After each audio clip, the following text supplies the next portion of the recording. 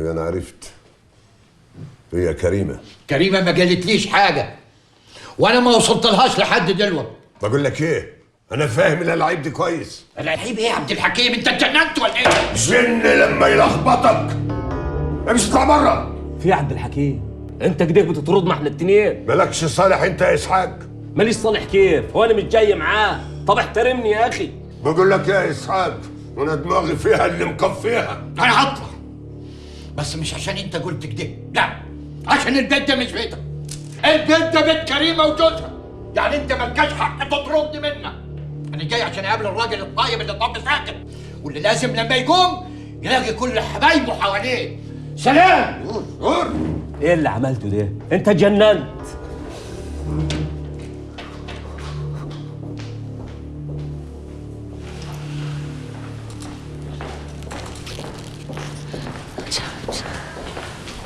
اهلا، ازيك يا عبد السلام؟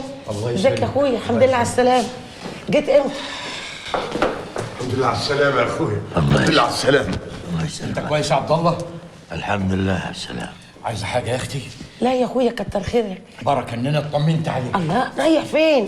هو ايه اللي بركه واطمنت عليك وواخد في وشك كده؟ في ايه؟ وانت جيت في ايه ومروح في ايه على السلام؟ مفيش، اصلني ورايا مصالح كده اقضيها ما اقدرش اتاخر عنها.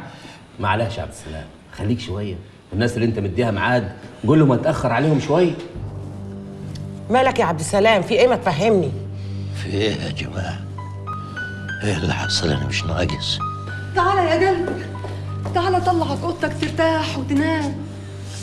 ايه يا عبد السلام، انت جاي تزوره وتطمن عليه ولا جاي تتعب؟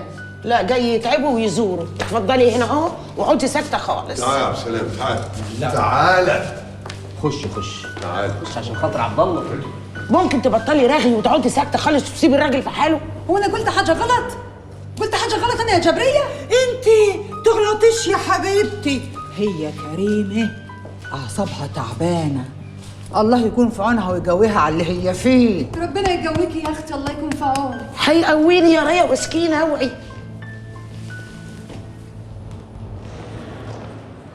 انت عارف ان انت شكلك متغير تماما باللبس ده؟ انا ما عرفتكش لما شفتك. يعني حلو كده؟ شكلك حلو. عاجبك يعني؟ عاجبني جدا. بس انا بحب اللبس الصعيدي اكتر. وليه بقى اللبس الصعيدي اكتر؟ دمي. فهمني بس، انت عايز تعمل ايه؟ عايز اعمل بيزنس لحالي. حلو، ماشي، بس ازاي بقى وابوك واخوك قافشين على الدنيا؟ هتصرف، مش هغلب. اقول لك تجيب فلوس منين؟ قول يا خفيف. عمتك فوزية، زي ما بقول لك كده، اللي زي عمتك دي عدم المؤاخذة يعني من غير زعل بتبقى نفسيتها تعبانة كده وخربانة ونفسها كده تحس ان الناس كلها حواليها. ويا سلام بقى، يا سلام لو في حد مهتم بيها، وخصوصا لو كان راجل. انت عبيط ياض ولا ايه؟ اقسم بجلال الله اجيب رجبتك، وانا عشان خدت وديت معاك في الكلام هتخرف؟ يلا غور من قدامي. انت عايز تجيب من الاخر ولا عايز تعمل لي فيها سبع السباع؟ ما انت اللي بتنسى روحك. يا عم انا بقول لك الحقيقه عشان نبقى ماشيين على الطريق الصح. فوزيه دي سكه ابوك، وابوك عبد الحكيم ما يقدرش يقول لها لا، لان هو عارف ان هي كده كده تحت طوعه. وبعدين الفلوس اللي بتاخدها دي يا اما بتشتري بيها ذهب يا بتطلع لها يومين تفك فيها عن نفسها.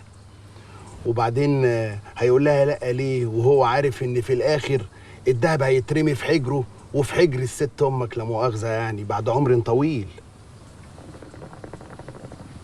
ده انت واخد بالك مننا جوي، وكده ابدا اخاف منك.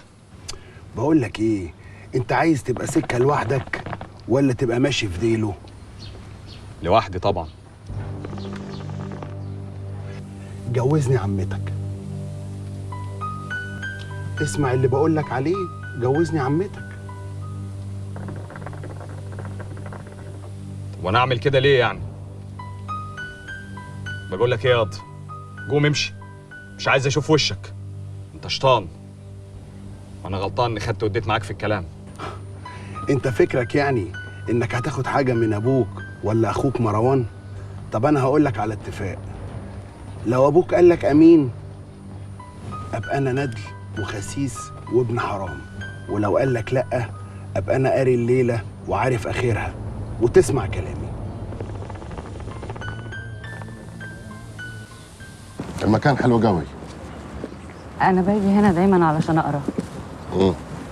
تقري؟ اقرا. مستغرب كده ليه؟ ما استغربتش ولا حاجه.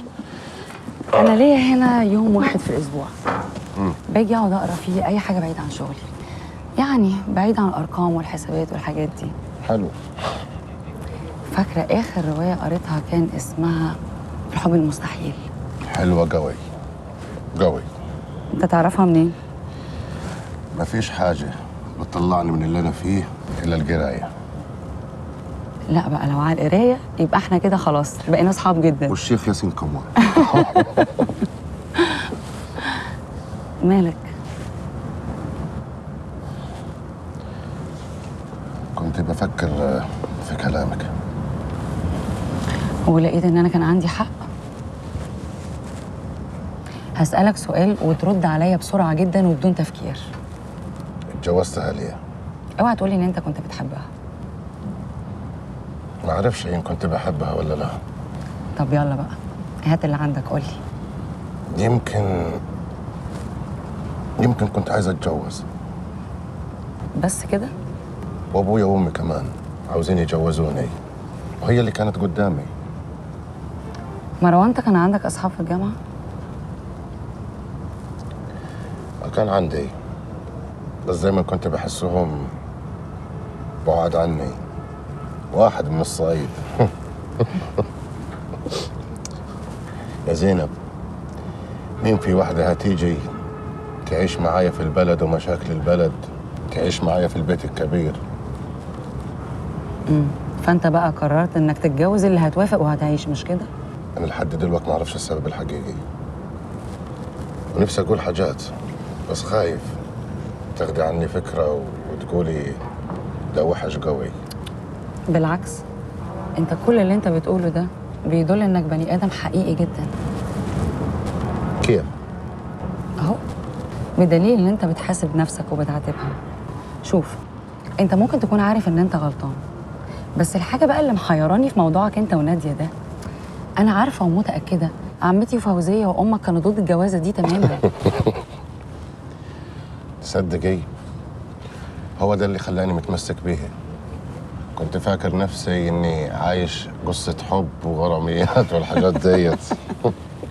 والله انت غلبان قوي يا مروان. قوي قوي.